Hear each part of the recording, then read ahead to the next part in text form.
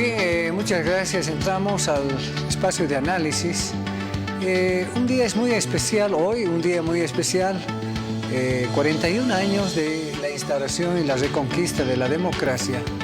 Y es importante para las nuevas generaciones recordar lo que ha significado todo este proceso, en lo cual desde los años 60, 70, hemos vivido la dictadura feroz de Banzer, los años 80 de Luis García Meza, y bueno, hemos podido, el pueblo boliviano ha podido reconquistar la democracia. Hemos invitado a un escritor, un conocido escritor boliviano que recientemente ha ganado un premio nacional en literatura. Estoy hablando de mi querido amigo Homero Carvalho Oliva, a quien le doy una más grata bienvenida. Homero, muchas gracias por atender la solicitud de Televisión Universitaria. Tú estás en Santa Cruz ya viviendo bastante tiempo.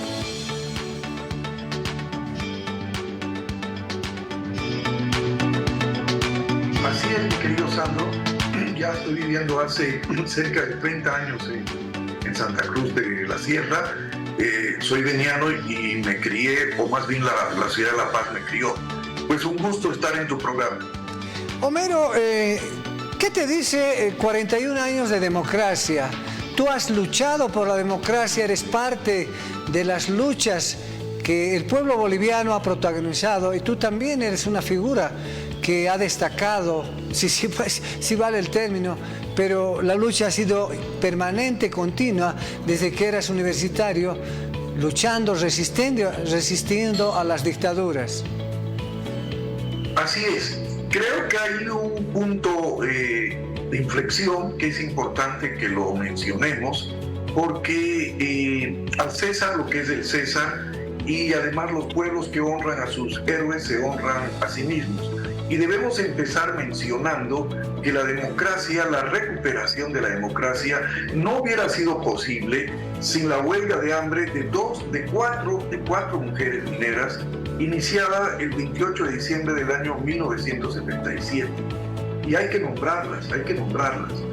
Ellas son Luzmila de Pimentel, Nelly de Paniagua, Aurora de Lora y Angélica Flores. Estas 4 mujeres con sus 14 hijos tomaron el arzobispado de La Paz y declararon la huelga de hambre pidiendo la amnistía general e irrestricta, entre otros pedidos, entre otras reivindicaciones democráticas. Esta huelga, que Banzer al principio creyó que no iba a tener éxito porque estamos hablando solamente de 4 mujeres, pues a los pocos días se masificó y de pronto éramos miles, y digo éramos porque yo también estuve en la huelga de hambre, éramos miles de personas en todo el país apoyando a esas mujeres mineras y pidiendo amnistía general irrestricta. Creo que este es el punto de partida importantísimo para la recuperación de la democracia. Después de estas 4 mujeres mineras, a los días se sumaron 2 sacerdotes, Javier Albó y Luis Espinal, y también la mítica Domitila Chungara. Pero ellas fueron las 4 que iniciaron esta lucha. Yo caí preso en enero de 1978 y después también estuve en la resistencia durante el gobierno de Luis García Meza y tuve que salir al exilio meses después, pero después de haber de alguna manera, digamos, enfrentado a una de las dictaduras más feroces que hubo en el país. Sin duda alguna, la democracia cambió la vida de los bolivianos, transformó nuestras esperanzas, pero creo que uno de los grandes errores que tuvo las generaciones que recuperaron la democracia, porque yo era muy joven en esa época y había gente mayor que yo, ¿no? Es que creo que nos dormimos en nuestros laureles, querido Sandro. ¿Qué quiere decir eso?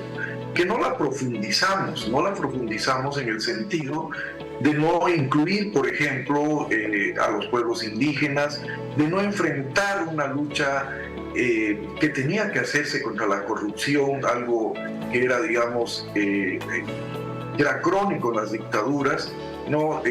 Tampoco iniciamos una lucha frontal de defensa de la madre naturaleza, etcétera, etcétera, y más bien empezamos a cuotearnos el poder durante lo que se llamó la democracia pactada, ¿no? Creo creo que es importante mencionar eso y sin olvidar una figura central, una figura política central en la recuperación de la democracia, que es la figura del doctor Hernán Siles Zuazo, ¿no?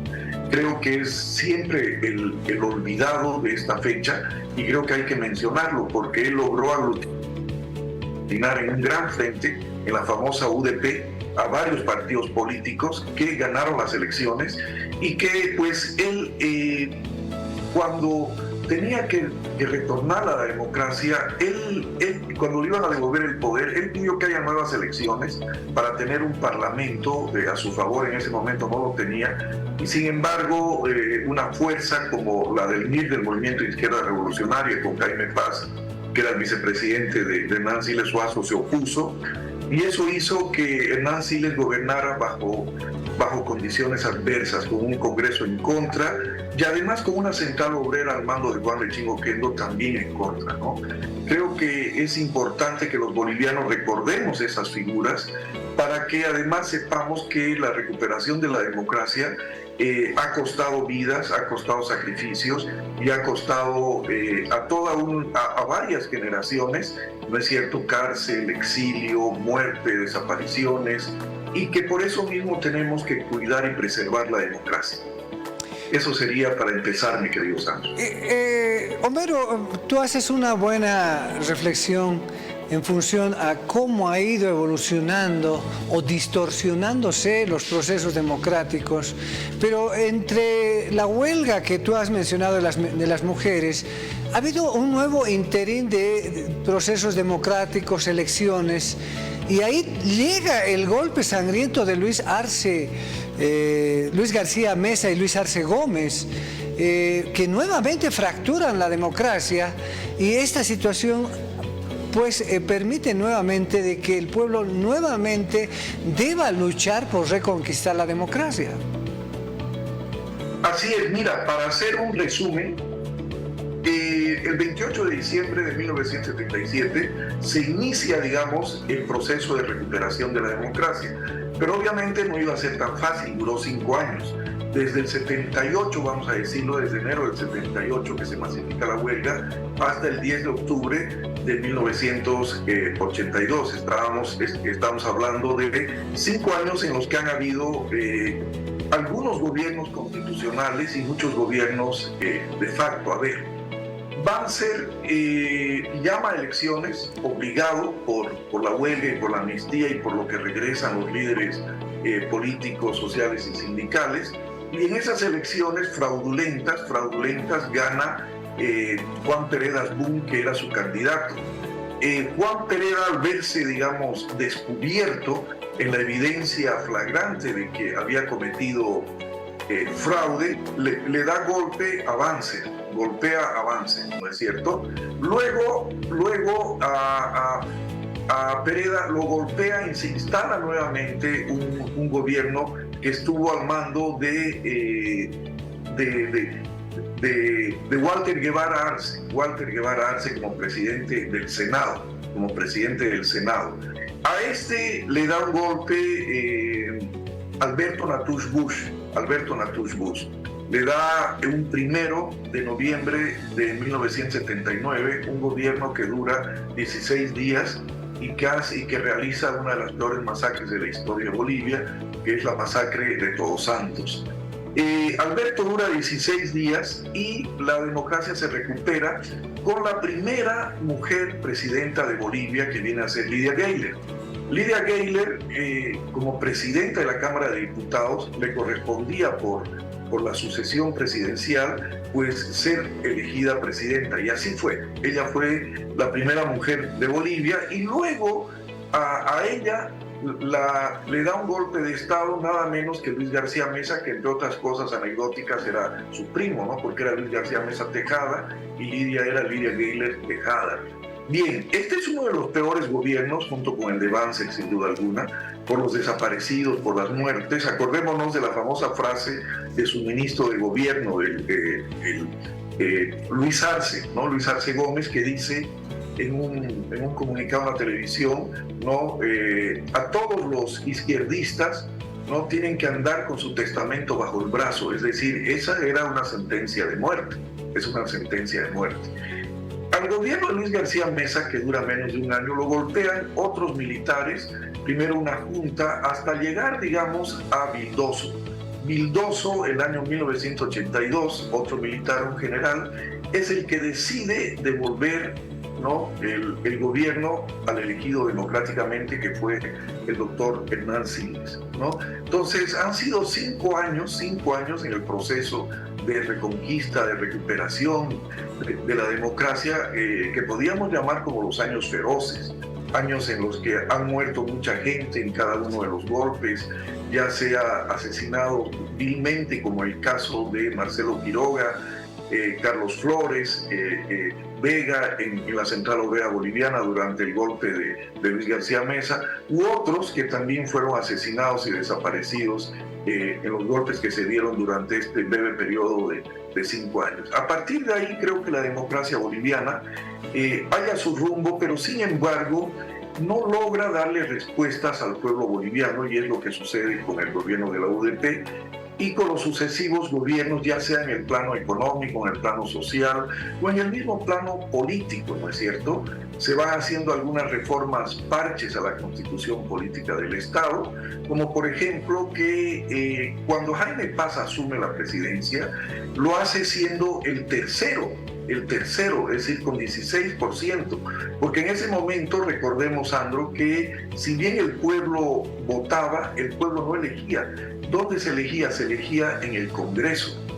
Y gracias a una componenda con ADN, recordemos el discurso de Jaime cuando dice hemos cruzado los ríos de sangre, ¿no es cierto?, para aliarse con el dictador, ¿no?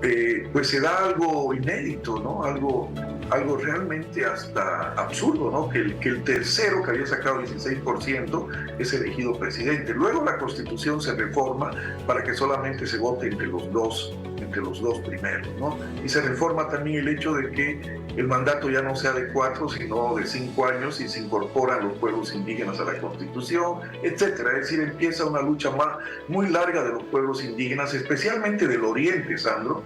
Siempre tendemos a olvidar la lucha de los pueblos del Oriente, cuando a veces la lucha de los pueblos del Oriente es fundadora. Recordemos que fue la marcha indígena de los pueblos de Mojos por el territorio de la dignidad en el año 1990, que fue la primera en pedir asamblea constituyente, ¿no? Creemos que la asamblea constituyente es una reivindicación de algunos partidos políticos. Algunos piensan que el MAS es el que inventó la asamblea constituyente, y no es así. Fueron los pueblos indígenas del Beni, exactamente, los que en su marcha por el territorio y la dignidad pidieron una asamblea constituyente. ¿Para qué? Para incluir las reivindicaciones de los pueblos indígenas en un nuevo texto constitucional. Mira, qué interesante es conocer la historia a través de las palabras de un escritor y que además ha sido protagonista en la recuperación de la democracia. Homero, ¿cómo podemos evaluar hoy en día, tras 41 años? Han habido muchos cambios. Tú hablabas de la democracia pactada, lo que han cruzado los ríos de sangre, el triple empate que fue la creación de Óscar e Franco, ¿no? Aquí hay triple empate, decía, y bueno, lo jala a Jaime Paz Zamora y de ahí sale, pues, presidente. Pero ha habido lo que tú mencionas, muy importante. Los pueblos indígenas del Oriente son los primeros en hacer una marcha precisamente por la dignidad y plantear la Asamblea Constituyente. Pero han pasado ya 15, 18, 20 años de un gobierno indígena popular que también hoy en día necesita un aire, un viento de cambio. Hay emergencias de nuevas formas de estar y habitar el mundo, y bueno, la democracia tiene que irse transformando. Eso sí, no podemos perder la democracia como está sucediendo en otros países, como en Venezuela, como en Nicaragua. Imagínate la emergencia de estas, entre comillas, dictaduras, pero que son democraduras.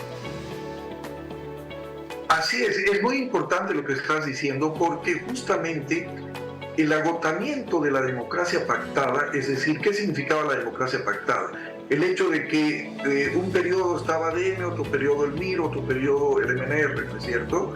Y de alguna manera cogobernaban repartiéndose el ejecutivo, el judicial y otros poderes del Estado. Eso llegó a su agotamiento el año 2003 en el segundo gobierno de Gómez Sánchez de Lozada, que después de la guerra del gas pues se llevó consigo a todos los partidos tradicionales. Es decir, la caída de Gonzalo Sánchez no solo es la caída de un presidente, sino es la caída de una forma de democracia que era la democracia pactada.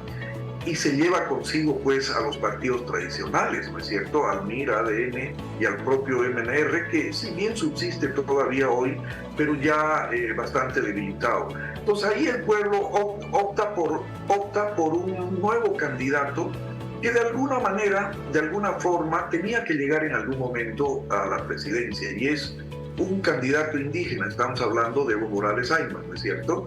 Yo creo que la llegada de Evo Morales Ayma se produjo de una manera natural, porque se tenía que llegar. Además, él tenía un discurso, que era un discurso que pues aparentaba, ¿no es cierto?, ser algo novedoso, y aparentaba cumplir con lo que prometía. Por ejemplo, la lucha contra la corrupción, la lucha por la madre naturaleza, la lucha contra la inclusión de los pueblos indígenas. Y vemos que el balance de estos años que ha estado el MAS en el poder, pues no ha sido así. Yo hice este balance también en el programa de Carlos Romero, que fue parte del gobierno del MAS. Él me pidió que haga un balance así, y pues yo le dije, bueno, tú me lo has pedido y lo vamos a hacer, le dije. El MAS subió con una promesa de luchar contra la corrupción y ha terminado siendo uno de los gobiernos más corruptos de la historia de Bolivia. Subió con una promesa de defensa de la madre tierra y ha sido un gobierno extractivista.